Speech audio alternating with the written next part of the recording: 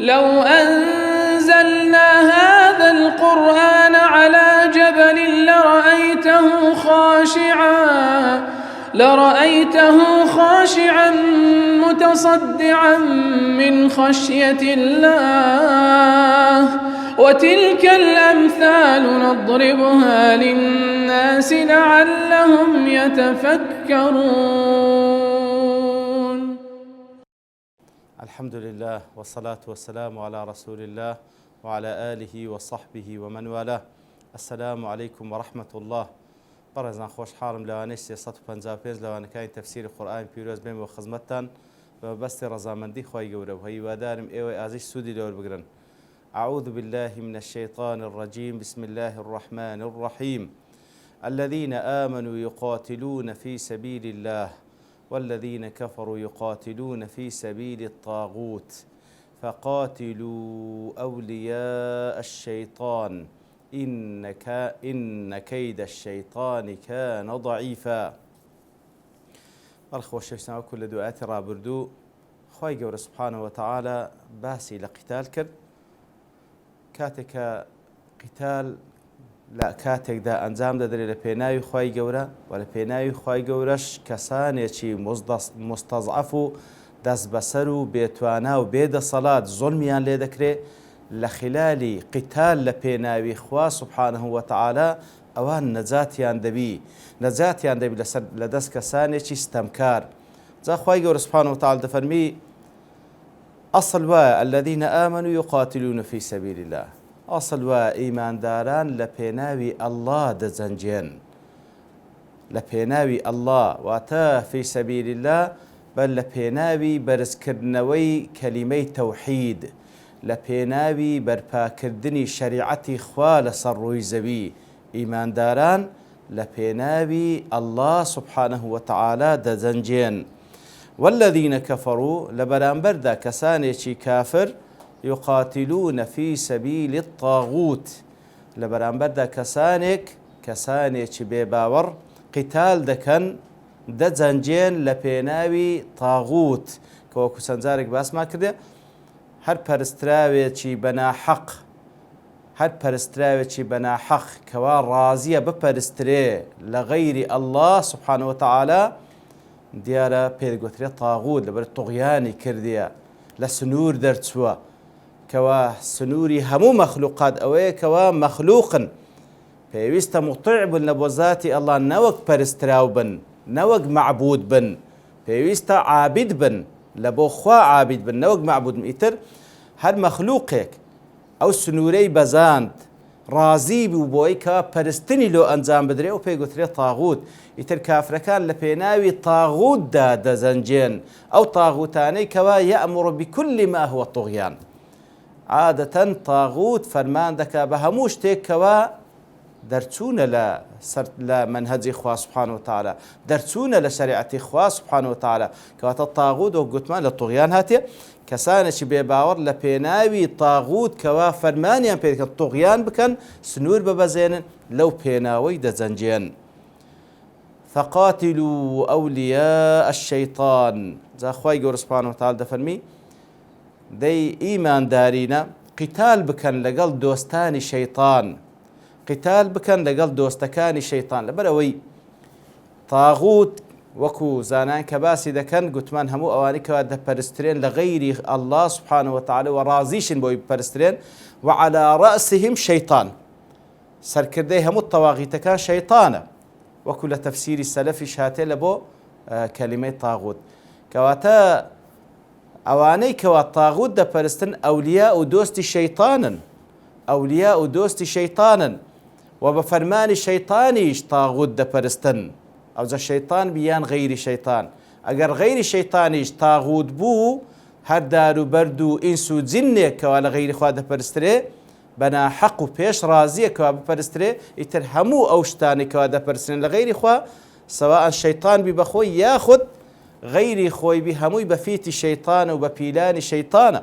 ئیتر فقاتلوا أولياء الشەیطان. دۆستانی شەیطان لە تەواغیت و ئەتباعی تەواغیت قیتالیان لەگەڵ بکەن. زە لێردا کەواتە فقاتلوا أولياء الشەیطان کاتێکەوە خەڵکی خوای گەورە کردە دوو بەش ئیمانداران کەوا لە پێناوی ئەڵڵا دەجەنجێن کافرەکان کە لە پێناوی تاغوت دەجەنجێن ئەوجا فەرمووی قیتال بکەن لەگەڵ دۆستانی شەیطان کەواتە بالمقابل ئیمانداران ئەولیای خوانە سبحانه وتعالى کەسانێکی بێباوەڕ ئەولیای شەیطانن کەسانێکی ئیمانداریش ئەولیای ئەڕەحمانن دۆستانی ئەڵڵان بەندەی ئەڵڵان خۆیان تەسلیمی ئەڵڵا کردیە ئەڵڵا سبحانه وتعالى سەرپەرشتیان لەسەر دەکا و خاوەندارێتیان دەکا إن كيد الشيطان كان ضعيفا بێگومان کەید و پیلان و تەختیتی شەیطان بەتەئکید هەر ضعیفە کانە وەکو گوتمان لێرە و لە چەندین جێگات کە کانە هاتیە بە مانای ئەوە نایەکەوە لە ڕابردوو واتە تعبیر لە ڕابردوو بکاتن فعل ماضی ناقصبی بەڵکو فعل ماضی تامەیە تعبیر لە زەمەن ناکەکەوە لە ڕابردوو وابوو بیتن لە ئێستا و لە داهاتووە نیە نەخێر بەڵکو لە بۆ تەئکیدی ئەو صفەتەیە لە بۆ ئەو مەوسوفەی کەواتە ببەردەوامی کەید و پیلانی شەیطان ضعیفە لاوازە بێهێزە بەرامبەر بە چێ بەرامبەر بە کەیدی ئەڵڵا سبحانه وتعالى وەکو لە جێگایت کە خوای گەورە سبحانه وتعالى لە بابی مقابلە کاتێکەوە باز لە کەید و پیلانی کافران و بابڵین تەواغیت و شەیاطین دەکا خوای گەورە سبحانه وتعالى دەفەرمی وەیەمکوڕونە وەیەمکوڕ الله ئەوان پیلان دەجێڕن دژی دینی خوا الله سبحانه وتعالى لە مقابلدا پیلان دژی ئەوان دەجێڕی وقد مكروا مكرهم وعند الله مكرهم وإن كان مكرهم لتزول منه الجبال لسورة إبراهيم ئیتر کاتێکەوە خوای گەورە پیلان دژی ئەوان دەجێڕتەوە ئاگاداریش بە پیلانی ئەوان بە تەئکید پیلانی ئەوان بەرامبەر بە پیلانی خوا سبحانه وتعالى زۆر ضعیفە لاوازە هیچ نییە بەڵام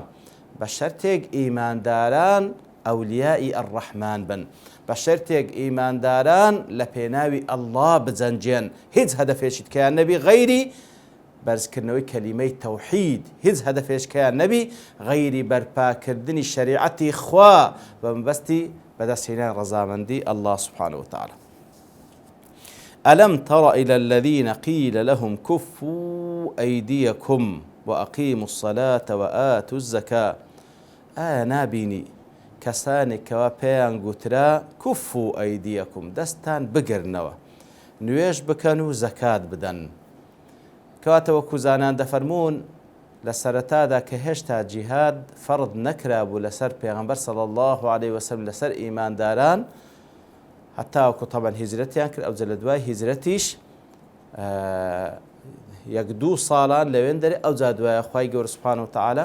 آيتي أذن للذين يقاتلون بأنهم ظلموا لسورة الحج دابزان إذنيان بيدرا كوا قتال بكن لبينا يخوي يقولوا ظلميان ليكرا يتر لبيش أوا كاتك دهاتنا خدمة پیغمبر صلى الله عليه وسلم كوا إذنيان دويس كأوانش قتال بكن لقل كسانك كظلميان ليكردينا بلام للا خوا سبحانه وتعالى ولا ڕێگای پێغەمبەرەکەی وصلى الله عليه وسلم پێیان دەگوترا كفوا أيديكم دەستان بگرنەوە جارێ وأقيموا الصلاة وآتوا الزكاة خەریکی عیبادەت بن خەریکی نوێژ بن خەریکی زەکات بن هەم زەکات و تەزکیەی نەفس هەم زەکاتی ماڵەکانتان ئیتر بەو شێوەی کە خوای گەورە سبحانه وتعالى باسی دەکا دەفەرمی کاتێک ئەوانە لە پێش ئەوەی قیتال لەسەریان فەرز بکرێت دەهاتن داوایان دەکرد لە ڕێگای پێغەمبەرەوە صلی الله عليه وسلم کە بە وەحی لەلایەن ئەڵڵا و پێڕاگەیاندرا بوو هێشتا نابێ قیتال بکەن دەست خۆتان بگرن و خەریکی عیبادەت بن کە وەکو ئیعدادێکی معنەویە لە بۆ خۆ ئامادەکردن لە ئەو ڕوبەڕووبوونەوەی کاتێکەوە فەرمانتان پێ دەکرێت لەگەڵ کەسانێکی بێباوەڕ فلما كتب عليهم القتال بەڵام کاتێکەوە قیتال لەسەریان فەرز کرا كاتك وقتال لسريا فرس كلا إذا فريق منهم يخشون الناس كخشية الله أو أشد خشية كسانق لوان طبعا لير داو كزانان دفرمون زيادة الباس لباس منافق كان بوشيوي كوا موقفيان دقوري بقصش شتيك دلين بلان بكردوا شتيك دلين إتر كاتك وقتال لسر إيمان داران بقشتي فرس كلا إذا فريق منهم کۆمەڵێک لەوانە بەشێک لەوانە کەوا وەک گوتمان باس لە منافقینە یەخشەونە الناس سبحان الله دەترسێن لە خەڵکی کە خەشیەت الله وەکو لە خوا دەترسێن لە ئەڵڵا دەترسێن نەکەر ئەوەندە ئەو ئەشەد خەشیە یان زیاتر لەوان دەرسێن لەوەی کە لە ئەڵڵا بترسێن سبحان الله. طبعا کاتێک کە ئیمانداری ڕاستەقینە بی ئەسڵ وە یەک لە عیباداتە قەلبیەکان بترسێ لە ئەڵڵا سبحانه وتعالى. خەشیە ئەو خەوفەیەکەوە علمی لەگەڵدایە لەبەرەوەی خوا سبحانه وتعالى الله سبحانه وتعالى الله العظيم سبحانه وتعالى ذو القوة المتينة هەندێ لێی بترسەی هەندێ سەرپێچی فەرمانەکانی نەکەی و لێی بترسەی ئیتر ئەو ترسانە و ئەو خەشیەیە دەبیتە مای ئەوەی کەوا بتجێڕیتۆ لە گوناه و تاوانەکان بتجێڕیتۆ لەو شتانەی کە خوا پێی ناخۆشە سبحانه وتعالى. بەڵام کاتێکەوە ئەو ئیمانە دانەمەزرابی لە ناو دڵ و دەروون کەسانێک لە غەیری ئەڵڵاه دەترسێن وەکو ئەوەی لە ئەڵڵا دەترسێن. یعنی چی وەکو ئەوەی لە ئەڵڵا دەترسێن؟ یعنی ترسان لە خوا وا لە ئینسان دەکەکەوە خۆی لە سەرپێچیەکانی ئەڵڵا بپارێزی، ترسان لە غەیری ئەڵڵا سبحانه وتعالى وا لەو ئینسانە دەکاتن کەوە خۆی لە سەرپێچی ئەو ئینسانە کە لێی دەترسێ و ئەو دەسەڵاتەی کە لێی دەترسێ خۆی لێ بپارێزی، شتێکی وا ئەنجام نەدا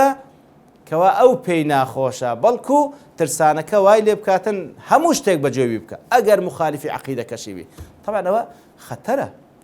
ئەوە خەتەرە لێ دەڵێن ئەوە صفەتی ئیماندارانە، ئەوە صفەتی منافقانە، ئەوانەی کەوا ئیمان لە دڵیان دانەمەزرایە. ئەوجا دەفەرمی هەندێک لەوان وەکو ئەوەندەی لە خەڵکی دەترسان وەکۆی لە ئەڵڵا دەترسێن، بەڵکو ئیواشیان تێدا بوو زیاتریش. ئەو لێرە لە بۆ شەک نییە زانان دەفەرمیان لە بۆ بەلە یان بە معنای بەل دێ کەواتە لە خەڵکی دەترسێن وەکۆی لە خوا دەترسێن بەڵکو زیاتریش و هەروها بە تەنویعیش باس کرا کەواتە ئەو کۆمەڵە دوو نەوعیان تێدا، هەندێک ئەوەندە لە خەڵکی دەترسێن وەکو ئەوی لە خوا دەترسێن، هەندێکیان تێدایە ئەو هەندە لە خەڵکی دەترسێن زیاتر لەوەی کەوا لە خوا دەترسێن. خوا پەناماندا. وقالوا ربنا لما كتبت علينا القتال أو جاء اعتراض دقرن لسر فرماني خوا أو صفتي منافقنا ضلين يا ربي لما كتبت علينا القتال لبرسي قتال لسر إيما نوسي لولا أخرتنا إلى أجل قريب لبرسي خوا تأخير ما نكر تاوكو لبو أجلي نزيك ما بس لێردا کوزانان دەفەنواتە لە بۆ ئەوەی کەوا بمردنی طبیعی خۆمان بمرین، لۆ تەخیرت نەکردین تاوەکو بمردنی طبیعی خۆمان بمرین، لۆ بە قیتال بکوژرین. لەبەرەوەی قیتال وەکو بە عەرەبی دەڵێن مەظەنەی مردنە، وەکو با بڵێن قیتال و ڕوبەڕووبوونەوە گومانی ئەوەی زیاتر لێ دەکرێت کەوا ئینسان بکوژرێ. ئیتر دەڵێن خوایە لەبەرچی قیتال لەسەر ئێمە نووسی، لەبەرچی تەخیرمان نەکرد تاوەکو بە مردنێکی نزیک بە ئەجەلی خۆمان بمرین، سبحان الله. جا وەکو زانایان زۆر قسەیان لەسەرەوە کرد، یعنی فعلا ئەوە صفەتی منافقانە، یاخود هەندێک لەوانەش باز لەوەی دەکەن کەوا لەوانەیە هەندێک ئیماندار بەڵام ئەو ئیمانە لە ناو دڵ و دەروون دانەمەزرایە زیاتر ئیماندارێکی منهەجی نییە بە منهەج و بە عەقیدە و بیر و باوەڕ لە ناو دڵ و دەروون دامەزرای، بەڵکو ئیماندارێکی عاتیفیە، بە عاتیفە هەڵدەچی لەبەرچی قیتال نەکەین، لەبەرچی وانەکەین، بەڵام کاتێکەوە قیتالی ڕاستەقینە دێتە پێش تەماشا دەکەی عوزر و بیانوو دەینیتەوە تاوەکو خۆی لێ بدزتەوە، تاوەکو خۆی لێ بدزتەوە. ئیتر قل متاع الدنيا قليل، پێیان بڵێ ئەوانە مەبەستەکە ڕابواردنی دنیای لێ نانوێ قیتال بکەن، پێیان بڵێ مەتاع الدنيا قليل، ڕابواردنی دنیا کەمە، هەرچەندە زۆربی هەر کەمە. قل مەتاع الدنيا قليل، هەموو دنیایی توبی، بەڵام مادام مردن چاوەڕوان دەکا مقارنەتەن بە بەهەشتی پان و بەرین و نەبراوە هیچ نییە. قل متاع الدنيا قليل، شتێکی زۆر کەمە. والآخرة خير لمن اتقى، ئاخرەت زۆر چاکتر لە بۆ کەسێک کەوا تەقوای خوا بکە و خۆی لەسەر پێچەکانی بپارێزی ولا تظلمون فتیلا بەقەدەر فەتیلێکی زۆڵمتان لێ ناکرێتەوە کردەوە ساکت کردبی لەوێن دەر پاداشت نەدرێتەوە یاخود یەک کردەوەی خراپت کردبی 2000 سزا بدرێشتی وانە بەڵکو بەقەدەر فەتیل ئەو داوە دەزیە باریکەیە کەوا لە ناوچی خورما کاتێکەوە خەتەچی لەسەر پشتی هەیە داوە دەزیەک لەگەڵ ئەو پەردەی کەوا لەسەریتی لە ناو ئەو کەل ئەو خەتەیەکەوە لەسەر پشتی ناوچی خورمایە بەقەدەر ئەوەش بە هیچ شێوەیەک زڵمتان لێ ناکرێت لەلایەن ئەڵڵا کەواتە مەسەلەی ئەجەلە دەترسەی دەوەڵڵاهی قیتال بکەی و نەکەی هەر دەمری و بە هیچ شێوەیەک لە وەختی دیاریکرای خۆت تەخیر نابی کەواتە قیتال مردن ناینیتە پێش و دانیشتنیش مردن تەخیر ناکە و مەسەلەکەش ئەگەر ڕابواردنی دنیا دەوەڵڵاهی دنیا هەر هەمووی ناکە وەکو پێ سەڵسم لە حەدیثی صاحیحدا دەفەرمیتن جێگای یەک قامچی لە بەهەشت خەیڕ من الدنیا وما فيها ئیتر لە پێناوی خوا بژیەی لە پێناوی خوا بە تەقوا بژیەی بە تەئکید ئاخیرەت زۆر باشترە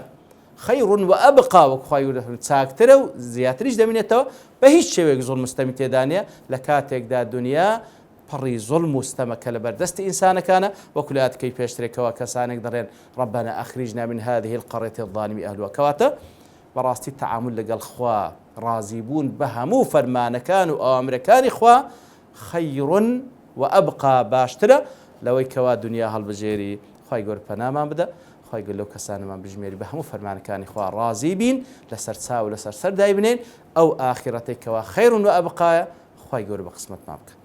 وصلى الله وسلم على نبينا محمد وعلى آله وصحبه أجمعين وآخر دعوانا أن الحمد لله رب العالمين لو أنزلنا هذا القرآن على جبل لرأيته خاشعا متصدعا من خشية الله وتلك الأمثال نضربها للناس لعلهم يتفكرون